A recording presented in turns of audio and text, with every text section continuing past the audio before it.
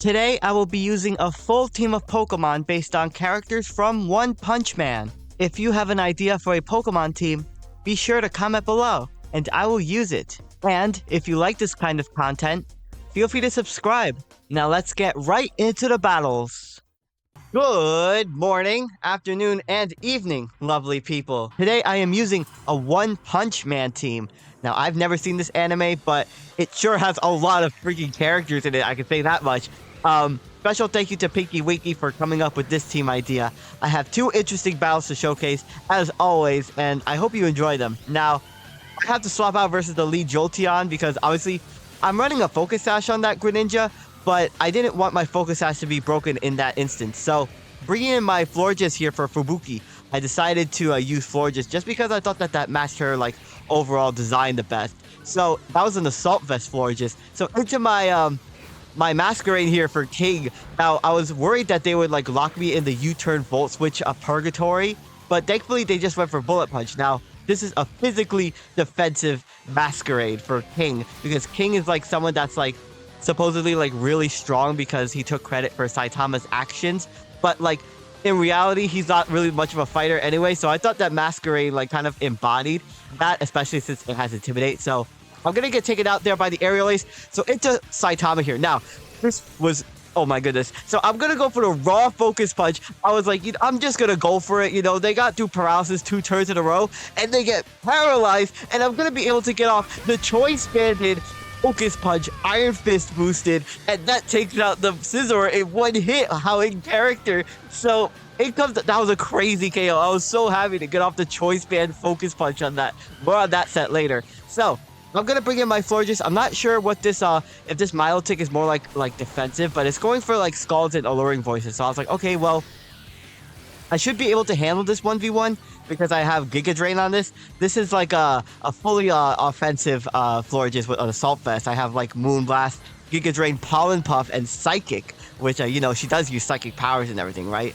So I'm gonna go for the Giga Drain versus the incoming Garchomp. Now I thought, well, there is a possibility that they could Terrasilize into a Steel type, but even if they do that, I do have my my Hitmonchan, my Saitama in the back to do something to this. So they're gonna Terrasilize into the Steel type like I kind of expected, but they're gonna go for the Terra Steel Iron Head. So I was like, okay, well, they were either gonna set up a Swords Dance or they were gonna go for like that Stab Iron Head. So at the very least, they don't have like an attack boost. So bringing in my Hitmonchan now. This Hitmonchan has only punching moves, obviously because it's One Punch Man. I have Focus Punch, Bullet Punch, Thunder Punch, and I have Mach Punch, which boosted by Terra Fighting with the Choice Band, and like I'm running Adamant Nature on this, and with the Iron Fist boosted ability, I'm gonna be able to take out the Garchomp in one hit with the Mach Punch. That's two back-to-back one-hit KOs with Hitmonchan. Oh my goodness, one with like Focus Punch and Mach Punch. I'm so happy I got that off. So, this is where things go downhill. So, I'm gonna go for the Mach Punch versus the Milotic. It does a lot of damage. I almost take it out, unfortunately, but okay, here's the thing. It doesn't take it out. It ends up having Rocky Helmet, and I actually get taken out by Alluring Voice. Now, if this was more of a defensive Milotic, I actually did always live that, but it actually ended up being more of like an offensive Milotic, which actually ended up being really costly for my Hitmonchan, and yeah, me losing that Hitmonchan was tragic to say the least. So I'm just gonna revenge KO the Milotic with the Gardevoir with Tatsumaki. This is actually an interesting Gardevoir set. First of all, it's Choice Scarf. Second of all, it's it has Terra Blast flying because that's what I almost said Tatsumaki. That's what Tatsumaki specializes in, right? Like wind and like tornadoes and everything. But this Jolteon ends up being Choice Scarf, so it outspeeds my Gardevoir. I was like, shoot. Well, that's like unfortunate, but at the very least, I could like maybe force them out with the Greninja. So they are going to swap out into their Meowscarada. I was like, okay, that's good, because I actually ended up pulling a double swap, anticipating this to come in against like maybe like a Hydro Pump or something. So bringing back in my Gardevoir, I was like, okay, that's good. I could probably outspeed this and like take it out with the Moonblast. I'm actually a protein Gardevoir at the very least now. So going for the Moonblast, but this thing has a Focus Sash. I was like, shoot. Dang, that's like really unfortunate because I would have gotten the KO on this thing, and they really didn't have many Moonblast switches anyway, so I'm having the Focus Sash really save them, and I'm gonna get taken out by the Flower Trick. So I was like, well, I kind of have to ride on this Genos here to do something. So, bringing in Metagross, I thought Metagross was like a really good fit for Genos. And this is an agility Metagross. I've used Metagross a lot. A lot of the Pokemon on this team I actually use like quite often, like Gardevoir, Florges. I literally used 2 of them in one team recently. I've used Metagross. I've used an agility Meteor Beam Metagross, but I thought I'd decide to use the physical Metagross. And this has Lumberry, and I have Earthquake, Psychic Fangs, and Heavy Slam on this. So I'm going to get off another agility versus that because I really needed it to outspeed the Jolteon. But the thing is, I also kind of had to rely on Infernape not having priority, which it does, unfortunately. Oops. So, yeah, that's going to take out my Metagross. And my last Pokemon is the Greninja, and I'm not going to be able to outspeed a Scarf Jolteon. I left on 1 health with the Vacuum Wave. Oh my goodness, but I missed a Hydro Pump. Oops. So, man, I would have gotten this game down to a 1-0, but I thought I'd include this battle anyway, just because, you know, getting that one-hit KO with, like, the Focus Punch and the Mach Punch was just, like, too good not to show. So, hopefully you enjoyed that game. And now on to the second game. Now, the opponent is going to lead off with Regirock. I was like, oh, Regirock. I love this Pokemon. I love all of the Regis. So, now I'm going to explain the Speed of Sound Sonic set. So, this is a lead Greninja. I actually went for the taunt to stop this thing going for Stealth Rock. So I was like, okay, that's good. Now, going to set up my Toxic Spike. So this Greninja is like Focus Sash lead. It has taunt, Toxic Spikes. I have Counter on this set actually, and I have Hydro Pump with the Torrent ability. So if I get knocked down into like my Focus Sash, I could get off a really strong Torrent boosted Hydro Pump. So I'm gonna knock this Regirock all the way down to its Sturdy. I was like, okay, good. I wonder if this has plus Stat Berry with Sturdy, but it ends up having Leftovers. So I was like, okay, well, that's good. I don't have to worry about this thing going for like a strong Stat Berry explosion or like a body press or anything. So I'm just gonna go into my Gardevoir here and Revenge KO this Regirock. This Gardevoir is running Psychic, Moonblast, Terra Blast Flying, and Mystical Fire. So, I almost had Trick on this set, actually, but I decided to just go with, like, 4 different attacking moves on this Gardevoir because I really needed a Mystical Fire on this set. So, I'm gonna go for the Moonblast versus the Galvantula. I do a lot of damage, but they end up paralyzing me. I can never say that word. And they don't go for the Sticky Webs. So I was like, okay, well, that's good. I actually really don't have any hazard removal on this team. So they're also going to end up going for the Volt Switch afterwards. So I was like, okay, well, like I said, they're poisoned and they're on a very low amount of health. So I don't know if they're going to be able to get off the Sticky Web if they have it. So they're going to bring in the Klefki. And I thought, okay, Klefki could do one of 2 things. They could either set up spikes or they can set up screens. So I'm going to go into my Metagross. I have Earthquake on this thing, and they're going to go for the Light Screen. So I was like, okay, well, more than likely they're going to set up both of their screens here, which they do. And I was like, well, I'm just going to get off a really strong Earthquake on this thing, do as much damage as I possibly can. I'm running Adamant Nature on this Metagross, and I do some really solid damage. Now, I didn't really want to be in with my Metagross because they have an Armor Rouge in the back, which could easily, like, set up on me or just like take me out with like an armor cannon.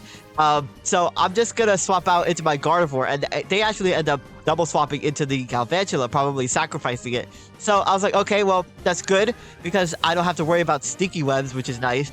And in comes another Garchomp. Oh my goodness. And this Garchomp is actually shiny. And on top of that, not only does it get poisoned, but it's also going to go for a Terra Steel again. That sounds like 2 back-to-back Terra Steel Garchomps. So I was like, well, I'm just going to go for the Moonblast versus this thing. Like I said, like in the previous battle, I do have my Choice Banded Hitmonchan with Mach Punch to deal with this thing potentially. So this Garchomp is going to end up going for Swords Dance. So I was like, okay, well, this thing probably has Iron Head just like the other Garchomp, and it probably has like Earthquake and maybe like Dragon, like a Dragon move like Scale Shot or like Dragon Claw or Outrage. So they're gonna take poison damage even though they're the Steel type. And I'm gonna bring in my King. I'm gonna try to weaken this Garchomp as much as possible with the poison damage. So I'm gonna get that Intimidate drop. This Masquerade is like, it's a Terra Steel Masquerade, and it has Quiver Dance, it has Hurricane, Sunspore, and Rest with the Chesto Berry. It's really interesting. I don't have a Sticky Web Masquerade. So I'm going to swap into my Gardevoir as they go for the Scale Shot. So I was like, okay, good. this thing is taking more and more poison chip damage. It should be enraged to just take out with a Mach Punch without me having to terastallize anyway. So I'm just gonna sacrifice my Gardevoir here to the Iron Head. I'm paralyzed, so I don't really see myself doing a lot in this matchup. I also traced the rough skin, so the Garchomp takes rough skin damage on top of them taking the poison damage. So I was like, okay, that's good, Chip. So I'm gonna bring in my Hitmonchan now. I was like, okay, just gonna go for the Mach Punch here, but they end up swapping into the Armor Rouge. So I was like, okay, I kind of expected them to maybe want to stay in, but man, like, okay, at the very least, it tells me if this Armor Rouge is running like Flash Fire versus like Weak Armor, and it is Weak Armor. So I was like, okay, well, it's not that it matters because I don't really have any fire moves in the back left, but I was like, well, I do have my Assault Vest Florges, and as long as this Pokemon doesn't have like Psyshock, I should be able to handle it very well. So I'm going to swap into my Florges.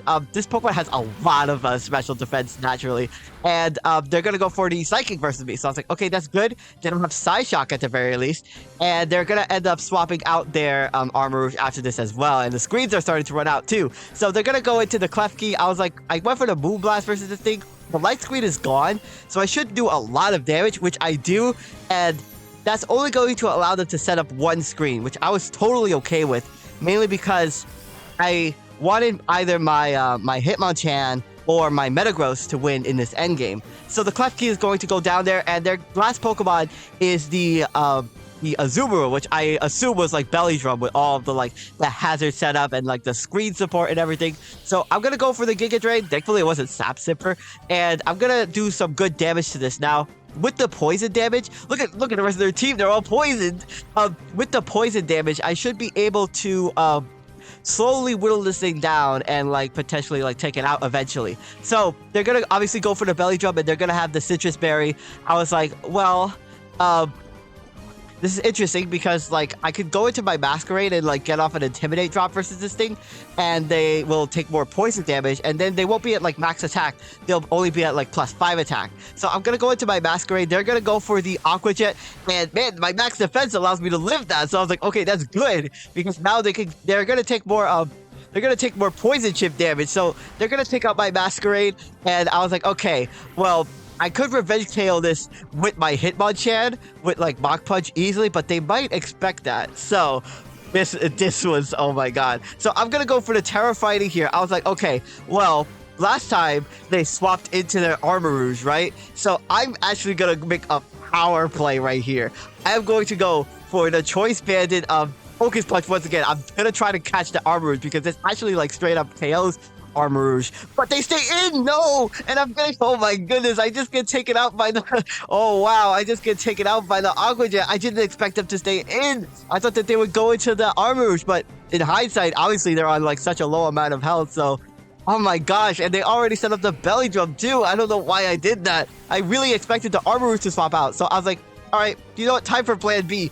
I lived the Aqua Jet at +5. The Intimidate drop mattered, and I'm gonna be able to set up an Agility in front of this Azumarill. Now, the poison damage is going to take them out, so I was like, whatever. It's better to set up an Agility because I'm going to outspeed both the Armor Rouge and the Garchomp in the back because I have Earthquake on this. So the Armor Rouge is going to get taken out there, and the last Pokemon that they have is the Garchomp, which is on a very low amount of health. So I should easily be able to take this out with the Earthquake, and that's the end of both games. I can't believe I messed up that Saitama play in the second battle, but you know what? I did get off the Choice Band Focus Punch against the Paralyzed Scissor.